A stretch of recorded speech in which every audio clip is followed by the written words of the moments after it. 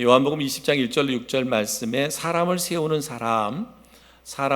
사람이라고 하는 제목으로 함께 은혜를 나누는데, 바로 이렇게 헌신한 교사들, 그리고 섬기고 봉사한 성도들, 바로 우리들이 사람을 세우는 사람이다.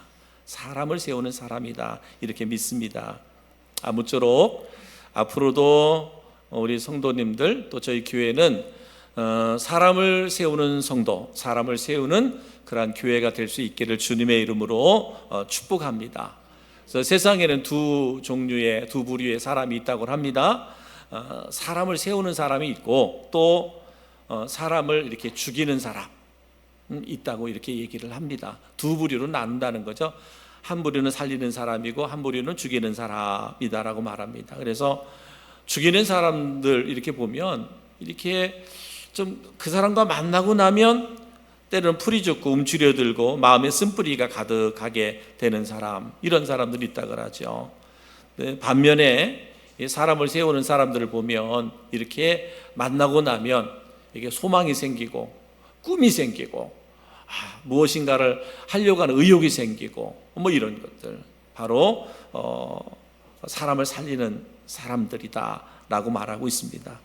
여러분, 우리가 예수 그리스도를 믿고 하나님의 자녀가 되고 천국의 백성이 된 우리들은 이제는 내가 예수님을 통해서 새 생명을 얻었다면, 새로운 삶으로의 우리가 살려지는 삶을 살았다면, 이제는 우리가 그 누가 되든 모든 사람을 살려낼 수 있는 그런 성도들이 되어야 된다라고 하는 것이죠. 그래서 우리 교사들 이렇게 성경학교를 위해서 헌신했는데, 또 이제 학생의 교사들, 또 학생들을 위해서 헌신하는데, 이렇게 헌신됨이 뭐냐? 내게 맡겨진 어린이들, 내게 맡겨진 학생들을 살리는 교사들이 돼야 돼요. 그죠? 내게 맡겨진 영혼들은 누가? 하나님이 맡겨준 거거든요. 하나님이 맡겨준 영혼이기 때문에 그 영혼을 살리기 위해서는 내가 변화되고 내가 성령으로 충만해야 돼요. 여러분, 그냥 살리는 사람이 될 수 있는 게 아니거든요. 영혼을 변화시키는 거 주님이 하시지만, 주님이 그 영혼을 만나서 변화시키는 일을 할 수 있도록 돕는 이가 누구예요? 저희 교사들이거든요. 교사들이 그 일들을 감당할 때 이보다 더 큰 천국의 상은 없어요. 성도들도 마찬가지죠. 성도들도 한 사람 한 사람이 성도를 세우는 일, 정말 일꾼들을 세우는 일. 저는 그래요. 이제 전 교회를 목회하는 목회자잖아요. 교회를 목회하는 목회자인데, 저는 보면 우리 성도들이 이렇게 섬기고 헌신하고 봉사하는 모습을 보면 참 목사가 은혜를 받아요. 목회하는 목사가 은혜를 받습니다. 참 쉽지 않은 일인데, 무덥고 습한 때에 그렇게 아이들을 위해서 헌신한다는 것, 섬긴다는 것, 봉사한다는 것 쉽지 않거든요. 근데 우리 교회 안에 그런 일꾼들이 세워졌다는 것은 얼마나 큰 축복인지 몰라요. 정말 축복입니다. 근데 또 감사한 것은, 우리가 이렇게 봉사하고 섬기고 헌신하는데, 내가 열심히 나름대로 하는데 그냥 아이들 모이지도 않고 그러면 힘이 빠질 텐데, 근데 헌신하고 봉사한 우리 성도들 보면 아이들, 막 젊은 학생들, 그죠? 열심히 이렇게 모여서 예배도 집중해서 예배하고 그런 걸 모습 보면, 아이들 은혜 받는 모습을 보면 그렇게 힘들게 봉사하고 섬기는 것이 힘이 들지 않아. 도리어 더 이렇게 섬기고 싶고 베푸고 싶고. 제가 이번에 보니까 애들이 얼마나 풍요로운지 몰라요. 너무너무 풍요로워. 아마 목사가 볼 때는 좀 지나치다 싶은 생각이 들 정도로. 그죠? 너무 풍요로웠죠. 애들, 주일학교 애들 너무 풍요로웠어요. 부족함이 없이 풍요로웠어요. 그것이 뭐겠어요? 우리들의 사랑과 우리들의 섬김을 통해서 아이들이요, 뭐 할 수 있어요? 다 그것이 다 아이들이 느끼고 있거든요. 그러니까 지금부터 꾸준하게 믿음으로 자라는 아이들도 있지만, 때로는 이게 성장하는 과정 속에서 멀어져 있는 아이들도 있거든요. 그런데 뭐예요? 우리가 지금도 전도에 보면 그러잖아요. 나는 주일학교 때 교회 나갔었는데, 이런 분들이 많아요. 나 학생회까지는 교회 나갔었는데, 이런 분들이 많거든. 그러니까 지금 때 이런 내가 사랑으로 섬김을 받았던 아이들이 믿음이 없어 떨어져 나갔던 아이들도 언젠가는 그 교회에서 어렸을 때 내가 받았던 섬김과 사랑을 기억한단 말이에요. 그러다 보면 그들이 뭐예요? 주께로 돌아오는, 복음을 들을 때 주께로, 누군가가 권면할 때 교회에 대한 거부감이 없이 돌아올 수 있는 거예요. 얼마나 이것이 귀한 건지 오늘 말씀의 제목으로 보면 뭐예요? 사람을 세우는 일이에요. 우리 교사들이 사람을 세우는 일이고 성도들이 사람을 세우는 일이다 라고 말하고 있습니다.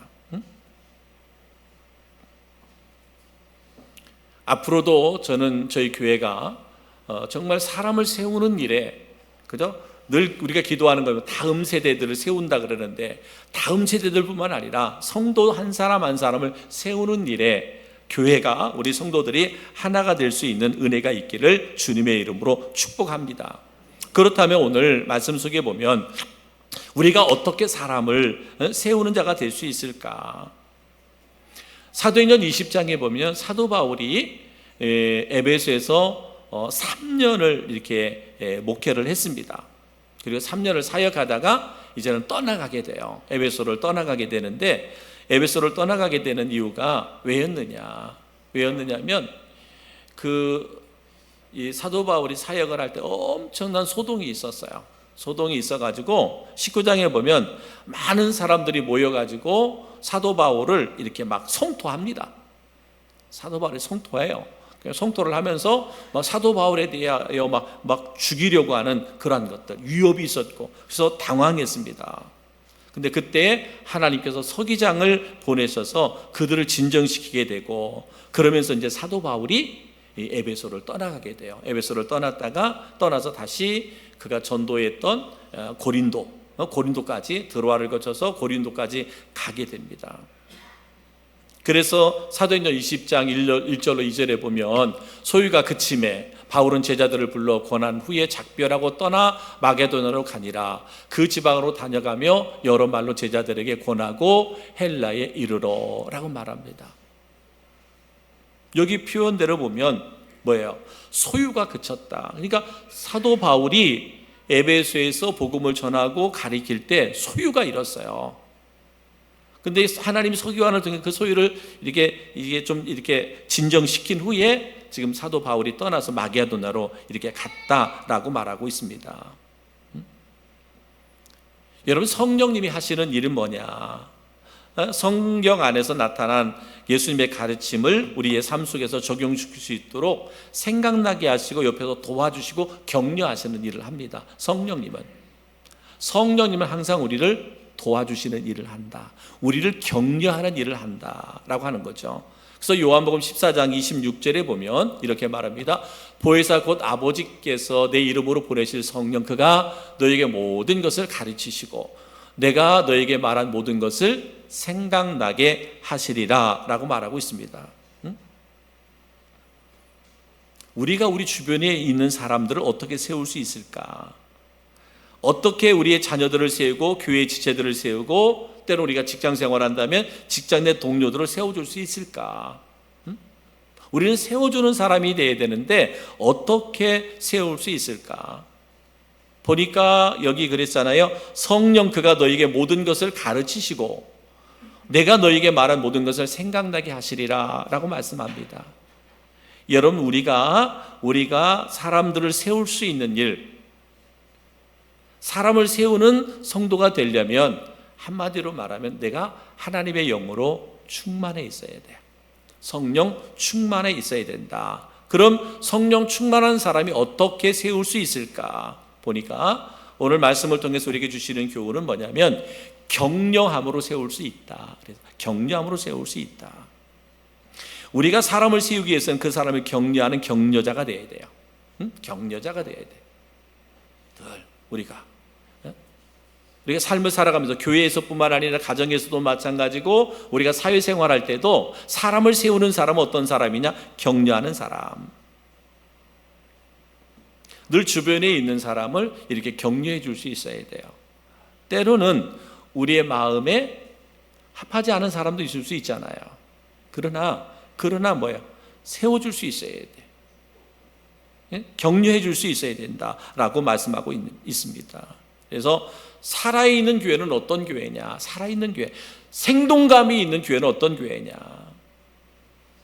하나님은 교회를 그리스도의 몸으로 비유했어요. 몸으로 비유했는데 어떤 몸이 건강한 몸이냐? 그죠? 어떤 몸이 건강한 몸이냐? 그것은 바로 서로의 지체를 세워주는 거예요. 서로의 지체를 소중하게 여기고 세워주는 거예요. 그러니까 우리 몸으로 비유한다면 여러분 심장이 잘 뛸 수 있도록 도와줘요. 우리의 머리가 심장이 잘 뛸 수 있도록 도와줘요. 심장은 머리가 잘 생각하도록 피를 원활하게 공급해 주어야 돼. 그죠? 우리의 몸의 모든 지체가 서로 원활하게 서로를 도와줄 때 그 몸이 건강한 몸이 되는 거잖아요. 그러니까 하나님은 교회를 몸으로 비유를 했다면 교회 안에는 여러 지체들이 있어요. 지체들이 있습니다. 근데 각자의 지체들이 뭐예요? 서로를 격려할 수 있어야 된다. 소중하게 여길 수 있어야 된다. 서로를 세워줄 수 있어야 되는 거예요. 그럴 때 뭐예요? 그럴 때 그 교회가 건강한 교회가 되는 거예요. 열심히 수고한 교사들을 위해서 열심히 격려해 주는 성도들이 되어야 되고, 열심히 뒤에서 아이들을 위해서 섬기고 봉사하신 분들을 서로 격려해 줄 수 있어야 돼요. 그런 교회가 건강한 교회가 되는 거예요. 어른은 아이들은 또 어른들을 존경할 수 있어야 되고, 그죠? 그것이 유기적으로 되어져야 건강한 거예요. 여러분, 우리 몸으로 비유를 했는데 몸을 한번 생각해 보세요.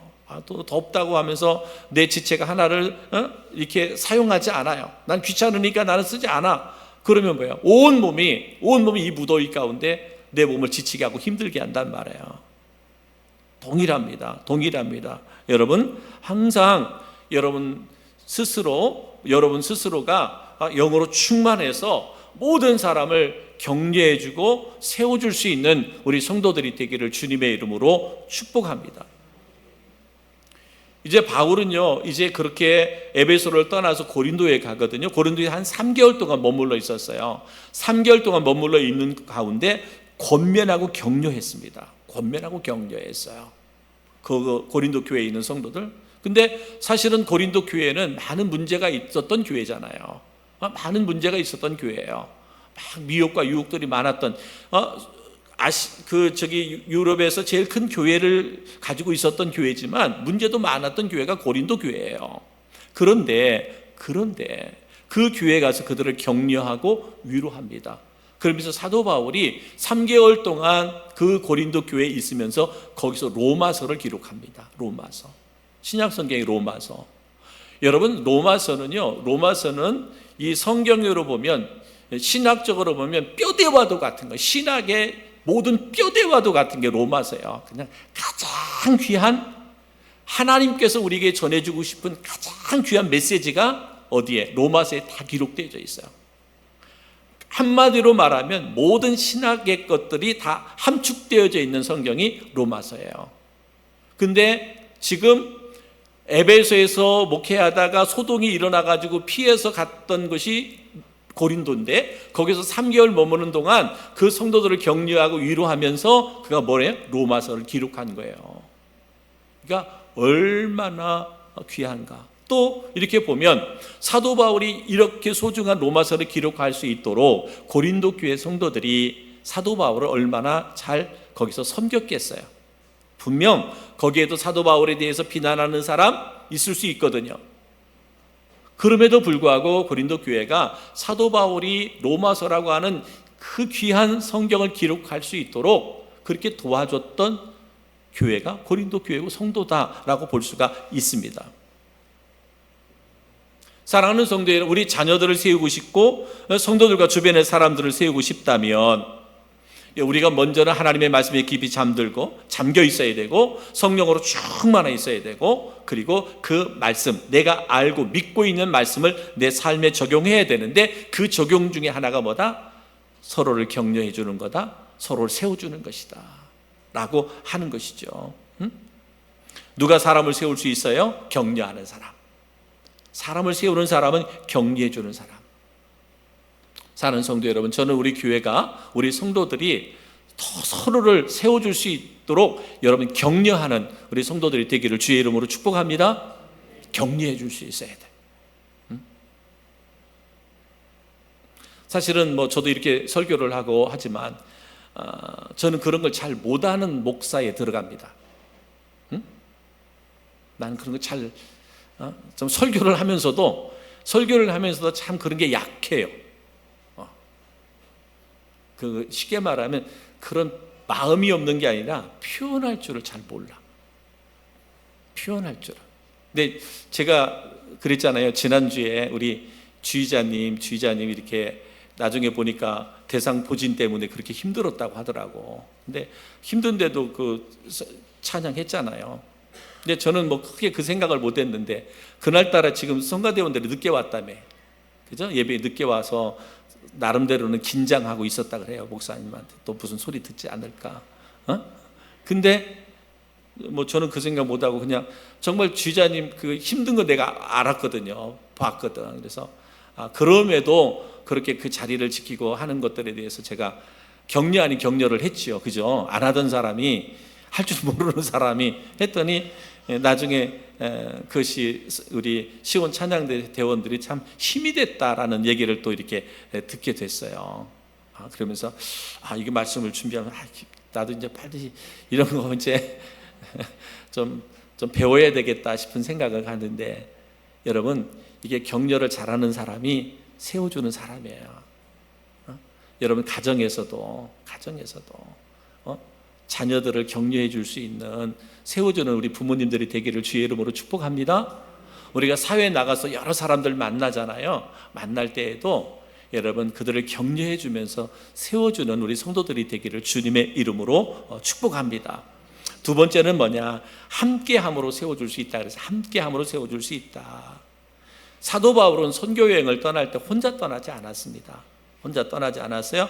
1차 전도 여행 때는 바나바 그리고 요한과 같이 갔잖아요. 근데 요한은 나중에 힘들다고 떠나가 버렸잖아요. 그랬다가 두 번째 전도 여행 때 바나바가 같이 데리고 가자니까 그 바울도 성질이 있어가지고 나 못 데리고 가겠다. 그래갖고 바나바하고 헤어진 거 아니에요. 그죠? 헤어져가지고 바울이 실라를 데리고 2차 선교 여행을 떠난 거잖아요. 여러분 사람이 좀 성질도 있어야 사역도 해요. 물러 터지면, 그지? 물러 터지면 이것도 저것도 아닌 물러 터지면 또 그래. 근데 하나님께서 왜 바울에게 실라를 붙여줬는가? 그 사도 바울의 선교 여행 가운데 보면 하나님이 그래서 그랬구나. 근데 나중에 하나님 어떻게 변화시켜요? 사도 바울이 감옥에 있을 때 제일 보고 싶어하는 사람이 마가잖아. 보고 싶다. 힘들고 어려울 때, 언제 순교당할지 모를 때 그렇게 보고 싶어하는 사람이에요. 그러니까 하나님이 하시는 일은 우리가 다 헤아릴 수 없어. 근데 중요한 것은 뭐예요? 그렇게 사역에 함께 할 때 그게 뭐야? 세워주는 사람이 된다. 2차 전도 여행 때는 바울은 실라와 함께, 그리고 나중에 보면 바울과 실라가 아니라 디모데가 또 합류하잖아요. 디모데, 믿음의 아들 디모데가 합류하고, 나중에 보면 아굴라와 브리스길라도 함께 사역에 함께 합니다. 그리고 오늘 읽었던 말씀 속에 보면 사도 바울이 3차 전도 여행을 떠날 때 8명과 함께 복음을 증거했습니다. 또 예수님께서도 복음을 전할 때 보면 많은 제자들을 데리고 같이 다녔거든요. 함께 했단 말입니다. 왜 그래요? 사람을 세우기 위해서 함께 하는 거예요. 예수님께서 제자들과 함께 하신 것은 그들을 세우기 위함이었고요. 사도 바울도 선교 사역에 함께 했던 것은 뭐냐면 그들을 세워주고자 함이라. 여러분, 우리가 신앙생활하면서 그 누군가와 함께 한다라고 하는 것은 뭐예요? 그를 세워주는 거예요. 내가 그 자리에 있어주는 것. 그게 세워주는 거예요. 성경학교 얘기를 많이 할 수밖에 없는데, 여러분, 성경학교에서 열심히 하잖아요. 열심히 하잖아. 교사들 열심히 하잖아. 근데 뭐예요? 우리 장로님들, 우리 권사님들, 그들이 있어야 할 자리에서 있어주잖아요. 그러니까 뭐예요? 교사들을 세워주는 게 되는 거야. 교회가. 마찬가지야. 목사도 마찬가지야. 교회 안에 일꾼들을 세워줬단 말이야. 직분자들을 세워줬단 말이야. 그들이 있어야 할 자리에 있어주면 그것이 뭐야? 목사의 힘이 되는 거야. 그잖아요. 교회 안에 일꾼을 세웠어요. 일하라고 일꾼을 세웠는데, 교회에서 일을 하고 막 교사도 열심히 헌신하고 봉사하는데 있어야 할 자리에 없어. 그럼 어떻게 돼요? 교사들도 힘이 빠지고 목사도 힘이 빠지고 그러는 거예요. 다 마찬가지. 우리가 있어야 할 자리에 함께 하는 것이 뭐예요? 사람을 세워주는 거다 말이에요. 사람을 세워주는 거예요. 여러분의 인생이 삶이 언제 변하느냐? 함께 할 때 변합니다. 고통을 나누고 곤란한 환경을 같이 나누고 마음의 속에 고민을 함께 나눌 때 그 사람을 나도 모르게 세워지게 되는 거예요. 그 사람을 세워주는 거예요. 그들과 함께, 그 아픔 속에 함께 할 때, 그의 기쁨 속에 함께 할 때 뭐 하는 거예요? 그게 세워주는 거예요. 그게 세워주는 거예요. 너네 점심 때 이제 정구가 취업했다고 커피 먹었어요? 안 먹은 사람도 있지만, 그래도 있던 사람, 그러니까 이게 축복받은 사람 곁에 있으면 뭐라도 하나 떨어져요. 눈치껏 있으면 떨어진다고. 우리 몇 명 장로님들하고 거기 있다 보니까, 그죠? 커피 같이 먹은 사람이 있어요. 여러분, 그게 뭐예요? 그게 함께 하는 거예요. 함께 하는 게 어려운 게 아니야. 기뻐하는 사람과 함께 하는 게 그를 세워주는 거예요. 여러분, 커피 사면서 얼마나 기뻤을까? 억지로 샀을까? 우리 사달라고 한 것도 아니죠. 그죠? 자, 우리 사달라고 안 했잖아요. 근데 와갖고 뭐 먹을 거냐? 우리 먹는다고 그러고. 여러분, 그런 거야. 기쁜 일이 있을 때 함께 해줄 때 그가 힘이 되는 거예요. 그게 세워주는 거잖아요. 근데 많이 성도가 힘들고 어려울 때 있어요. 우리가 살아다 보면 성도들에게 힘들고 어려울 때가 있잖아요. 그때 묵묵히 옆에 그냥 있어주는 거예요. 크게 말로 권면하고 힘내세요 하나님이 도와주십니다, 그런 말 안 해도 그냥 힘들고 지쳐있는 그 곁에 함께 해주면 그냥 그가 힘을 얻는 거예요. 이게 세워주는 거잖아요. 그러니까 여러분, 성도들은요, 항상 또 교회 일꾼들은 이것들을 잘 분별할 수 있어야 돼요. 저 성도가 지금 많이 힘들어하구나, 어려워하구나. 그러면 뭐예요? 그 곁에 있어주는 거예요. 그냥 조용히 가서 손 한번 잡아주고, 어깨 한번 껴안아주고, 그러면 뭐예요? 그거 함께 하는 거잖아요. 말을 안 해도 알게 되는 거예요. 그래서 함께 할 때 뭐가 된다? 힘이 된다. 세워지게 되는 거예요. 저는 우리 성도들에게 이런 은혜가 있기를 주의 이름으로 축복합니다. 그러려면 뭐예요? 말씀으로 우리가 말씀에 꽉 붙들린 바 돼야 돼요. 성령으로 충만해 있어야 돼요. 여러분, 말씀과 성령으로 충만하지 있지 않은 사람이 늘 곁에 있으면 뭐예요? 부담만 되는 거예요. 뭐 사달라고 안 하는 거야? 맨날 내 곁에 붙어가지고 한 번이면 됐지, 왜 또 옆에 있지? 그냥 하는 얘기예요. 부담이 될 수 있는 거예요. 왜? 내가 하나님의 영으로 충만한 사람이 함께 할 때 어려운 사람은 위로가 되고 힘이 되고요, 기뻐하는 사람은 그 기쁨이 배가 되는 거예요. 근데 여러분 생각해 보세요. 내 영혼이 곤고해요. 내 영혼이 지쳐 있어요. 내 영혼이 메말라져 있어요. 근데 내가 그 누군가 더 힘들고 어려운 사람 곁에 내가 가 있어 봐요. 같이 힘들어지는 거야. 막 기쁘고 즐거워 행복한데 영적으로 메말르고 공고한 사람이 그 곁에 가면 그 기쁨이 사라지게 돼요. 사그러지게 되는 거예요. 그러니까 뭐야? 우리는 영으로 늘 충만해 있어야 된다. 말씀으로 강하게 우리가 무장돼 있어야 된다라고 말합니다. 세 번째는 뭐냐? 누가 세워줄 수 있느냐? 끝까지 가르치는 사람이에요. 끝까지 가르치는 사람. 끝까지. 오늘 이 사도행전 20장에 보면 유두구가 사도 바울이 설교할 때에 졸다가 떨어져서 죽은 사람이잖아요. 여러분, 목사가 설교하는데 졸아. 근데 사도 바울이 유두구에게요, 눈치를 몇 번 줬어요. 창틀에 앉아가지고 설교를 들었거든. 그러니까 설교는 힘들지, 듣는 건 힘들지, 밖에서는 선선한 바람이 들어오지, 그러니까 졸리지. 그러다가 못 견디다가 떨어져 죽어버렸어요. 사도 바울이 그렇게 눈치를 줬는데 또 눈치 못 대고 그러다가 떨어져 죽었어요. 봐라, 설교 제대로 듣지 않으니까, 예배 제대로 듣지 않으니까 저렇게 떨어져 죽잖아. 이들 똑바로 받지, 예배 바로 드려야 돼. 사도 바울이 그러지 않았어요. 사도 바울이 설교하던 것을 멈추고 유두구에게 가서 그를 안수해서 다시 그를 살려주었어요. 막 사람들이 깜짝 놀랐어요. 응? 사도 바울이 행한 이 일들을 보면서 깜짝 놀랐어요. 이것이 뭐예요? 그 뒤에 유두구의 이야기는 나오지 않지만 유두구가 사도 바울에게 왜 나 죽은 나를 살렸냐고 사도 바울 멱살 잡고 막 그랬을까? 분명히 그 사람 유두구는 변화됐을 거예요. 또 창틀에 앉아서 예배 드렸을까? 졸면서 말씀을 들었을까? 그러지 않았을 것 같아. 그죠? 그랬다고 성경이 기록되어 있지는 않아. 근데 우리가 생각해 보건대는 유두구가 절대로 창틀에 앉아서 예배 드리지 않았을 거야. 예배에 집중했을 거야. 우리 하겸이가 처음만 앞자리에 앉더니 그냥 은혜가 안 됐나 뒤로 가봤어요. 끝까지 앉았어야 되는데. 끝까지 우리가 가르치되 끝까지. 저는 우리 교사들한테 축복하는 것은 여러분 한번 교사로 부르심을 받았으면 정말 끝까지 교사의 직분을 사명을 감당하세요.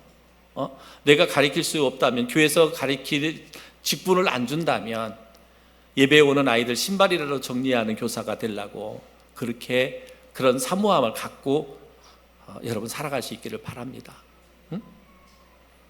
오는 아이들 안내해주고 쓰다듬어주고 축복해주는 거. 내가 분발은 안 맡길 수도 있잖아요. 요즘 애들은 참 그렇죠. 요즘 애들은 이 선생님도 분별하잖아요. 지가 좋은 선생, 안 좋은 선생 막 분별하잖아요. 그러니까 교회에서도 이렇게 나이 먹고 그러면 분반을 안 줄 수도 있어. 분반을 안 줄 수도 있는데 그래서 나는 교사로 오는 아이들 머리 쓰다주면서 칭찬해주고 격려해주고 축복해주는 교사는 되겠다. 여러분 끝까지 교사의 본분과 사명을 나는 감당하겠다. 또 뭐요? 다른 교사 젊어서 헌신하는 교사들을 위해서 축복해 주는 것, 이것도 나의 교사예요. 교사가 막 다 가리키는 거, 애들을 분반 공부해서 가리키는 교사가 아니잖아요. 열심히 하는 교사들을 뒤에서 섬겨주는 것도 교사의 사명이야. 그러니까 뭐예요? 교사는 끝까지 그 사명을 잃어버리지 않는 거예요. 응? 카터 대통령이 그랬다고 하잖아요. 그죠? 카터 대통령이 마지막까지 대통령에서 물러간 이후에도 맡겨진 그 교사의 직분을 감당하려고 그렇게 끝까지 애쓰고 힘썼던 그런 교사. 한 번 하나님 우리를 세워주셨다면 끝까지 나는 올해까지만 하고 이제는 교사, 이제 졸업이야. 그런 생각 갖지 말고 끝까지 가리키는 사람이 뭐한다? 일꾼을 세워주는 자다라고 성경은 우리에게 교훈하고 있습니다. 사랑하는 성도 여러분, 하나님이 찾으시는 사람은 어떤 사람이에요? 사람을 세워주는 사람, 사람을 세워주는 일꾼을 하나님은 찾고 계십니다. 자녀를 세우고 격려하는 자로 자녀들과 고통을 함께 나누는 그런 삶, 만나는 자마다 가는 곳마다 가정에서 교회에서 직장에서 사람을 세우는 하나님의 사람들이 되어질 수 있기를 주님의 이름으로 축복합니다. 격려해주고 함께해주고 끝까지 가르칠 수 있는 교사들, 우리 성도들 모두가 되어질 수 있기를 다시 한번 주님의 이름으로 축복합니다.